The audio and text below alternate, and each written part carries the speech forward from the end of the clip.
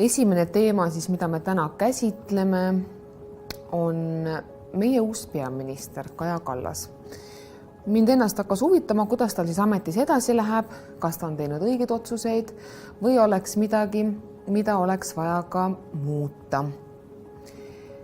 Kui ma vaatan seda üldpilti, siis mulle ausalt öeldes üldpilt ei meeldi ja ma arvan, et siinkohal paljud nõustuvad minuga.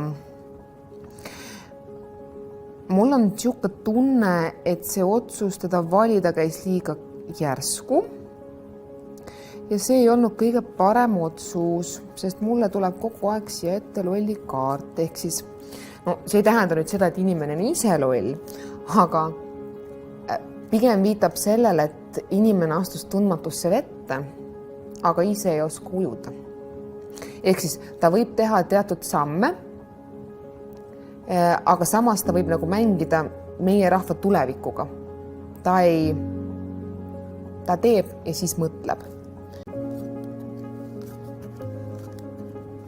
Mul on ikkagi suur tunne, et ta jätab midagi rahvale rääkimata. Ma olen seda ka eelnevalt rääkinud, sellepärast, et üks kaart viitabki sellele, et meile öeldakse pooltõde, aga pool jäetakse endale teada. Just kui tema arust ei oleks veel õige aeg. Aga sellega tehakse suur viga. Sest kui pärast tuleb see kõik päevavalgele, siis rahvas hakkab vastu.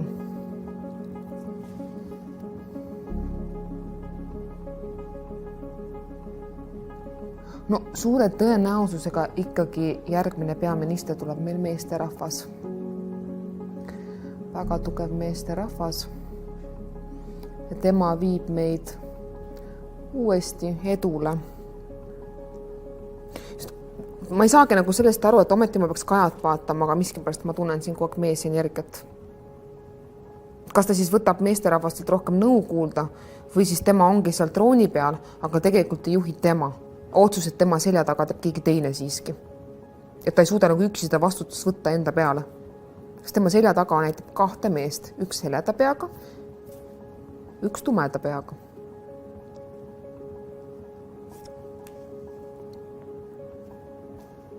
Ja kogu aeg on mõõgakaardid, ehk siis mõõk viitab alati võitlustele.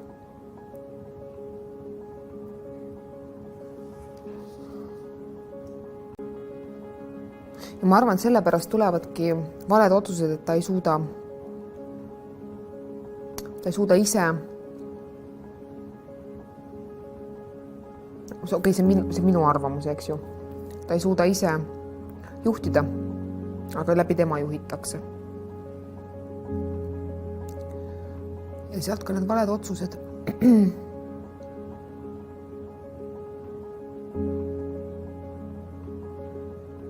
Pöörab kuidagi nagu pahupidi kõik selle, mida eelmine peaminister tegi.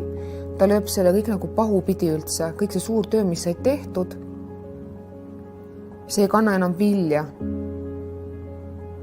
Ja siis järgmine meesterahvas, kes tuleb, peab jälle otsast peale kõike tegema hakkab. See nagu lõhutakse ära see, mis on tehtud juba. Mis oli hea minu arvates.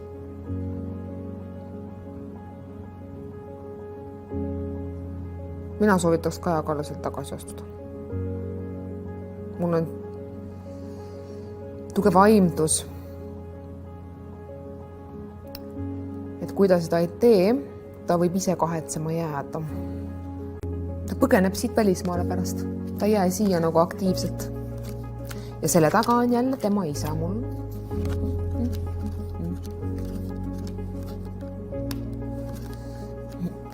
Teda jälgib ikkagi mingi tumeda peaga naisterahvas, ma ei saa üle ega ümber.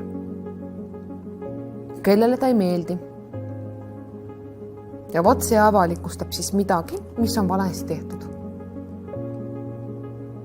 Ta teeb meie Eesti olukorra, kui ta paneb piirangud peale, nii hulluks, et me olemegi igal pool uudistes lihtsalt. Olemegi reaalselt igal pool uudistes. Sest me saame number 9 Eestis. Mitte nüüd positiivses võtmes, vaid pigem negatiivses. Ainult isakaardid.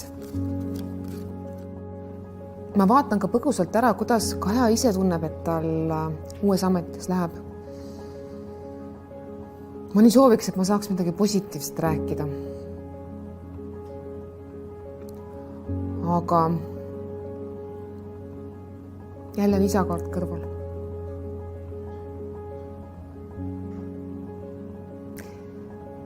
ta saab ise ka aru, et see amet nõuab temalt liiga palju, pinge on liiga suur ja kaart näitab, et käivad jälle isaga, sest isakaart on kogu aeg sees, mingisugused läbirääkimised lahkumise kohta ja äraminekust välismaale. Mõjutav faktor on raha. Et praegu seda äraminekut veel ei tohiks tulla, aga kui ta tuleb, siis tuleb hästi järsuna. Ennem ei tule, kui on teine variant olemas. Nii et tegelikult ta saab ise ka väga hästi aru, et see ei ole talle. Ja tegelikult see ei olegi talle.